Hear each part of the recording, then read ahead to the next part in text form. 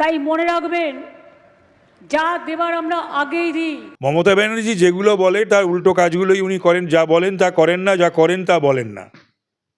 তো সুতরাং উনি সব কিছুই ওই অনুদান দেওয়া থেওয়া ভিত্তিক আর কি।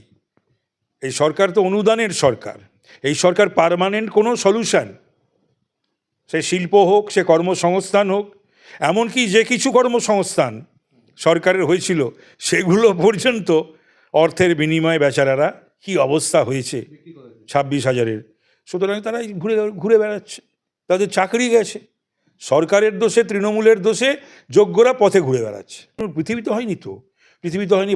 উনি আসলে না, উনি পৃথিবীর নিচে, বিশ্বের নিচে উনি নিজেকে সবসময় এবং নিজের যে কার্যকালকে সবসময় মানে একটা এমন জায়গায় নিয়ে যেতে চান যেটা একটা যেন রেকর্ড। এটা ওনার অভ্যাস, সেই স্বভাব বা অভ্যাসেই উনি এই সব কথা বলে থাকেন। মানুষ এই সমস্ত কথা শুনে মানুষ পরিহাস করে, উপহাস করে। মমতা ব্যানার্জি বোধহয় ঠিকঠাক খবর পাচ্ছেন না আজকাল। আমার মুসলিম সম্প্রদায়ের ভাই বোনেরা যদি সত্যিই মমতা বন্দ্যোপাধ্যায়কে চিনে থেকে থাকেন বা এই তৃণমূল সরকারকে চিনে থেকে থাকেন, তাহলে সেটা তাদের জন্যও মঙ্গল, বাংলার জন্যও মঙ্গল। কিচ্ছু করেনি, এই সম্প্রদায়কে ব্যবহার করেছে। আরে বলে দুধেলো গাই, তো দুধেলো গাইয়ের যে দুধটা খেতে হলে, সে যে দুধ উৎপাদন করবে, তার জন্য তো তাকেও ভালো মন্দ খাওয়াতে হয়।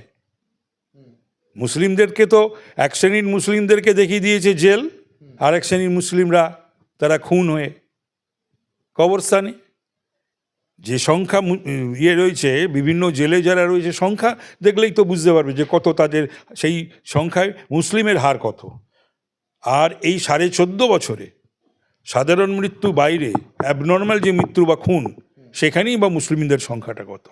ঈদ উৎসবের দিন যিনি রেড রোডে ঈদের নমাজে যিনি বলেন যে হিন্দু ধর্ম গন্ডা ধর্ম, তার পক্ষে কিন্তু এই 5 লক্ষ কণ্ঠে গীতা পাঠের অনুষ্ঠানে যাওয়াটা একটু অসুবিধাজনক বটে। জায়গায় জায়গায় ঘুরে ঘুরে উন্নয়নের পাঁচালি পড়তে হবে না।